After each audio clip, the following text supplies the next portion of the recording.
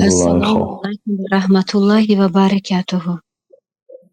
و علیکم السلام و رحمت الله و برکاته. الله مهربان شما را نگهبان باشه.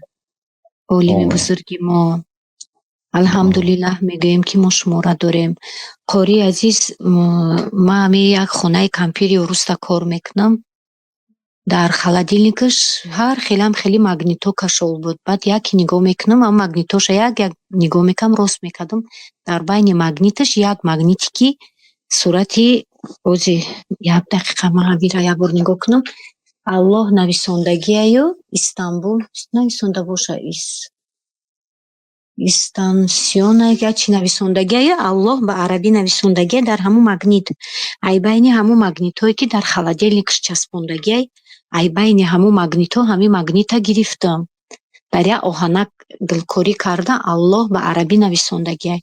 ما همین ماگنیت چیکار کنم؟ شما مده چی توصیه میتین؟ ماگنیت در داخل یخدان چیکار میکرده است؟ در روی یخدان ماگنیت میچسبونن. هر خیلی ماگنیت های کجا رفتن خیلی ویان ماگنیتکایی که هر شهر وایشه رسمش موندگی در همین خالدیلنیک ماگنیتوشونه ای روی خالدیلنیک میچسبونن. در بین همون یا ماگنیت یافتم که الله نویسندگی به عربی همین را مردم.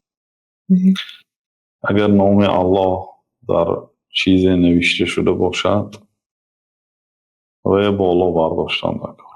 نام الله تعالی باید پاک و در جای پاک قرار گیرد و نگذارد که زیر چیزی باشد. همین گونه یعنی نام های الله تعالی و نوشتجاتی که در آن نام ها و صفات های الله تعالی هست و احترام کرده می شود به جای بلند گذاشته می شود. اگر او در چیزی نوشته شده است که احتمال خار شدنش هست، مانند یک پارچه مثلا کاغذ یا گزیته، همون گزیته ها رو با مردم در پرتو ها برای نپرتافتن، یعنی البته چیزای رعایت کردن نکرد. مثلا بعضی ها در گزیته خاصتا در فصل در ماه رمضان یگان چی از احکام شریعت می نویسن، یگان آیت می نویسن، سپس تقدیر آن گزیته ها یعنی نشود که به جایهای افلاس رود. یعنی این چیزای به نظر گرفتن نکرد. نام الله هست در بسیاری از خیلی مجله ژورنال ها، یعنی اینا احتیاط کردن نکرد از خار شدن و از پرتو ها رفتنش. همین گونه بینید اگر در پایان باشد گیرید در جای پاک مانید، در جای بلند مانید. الله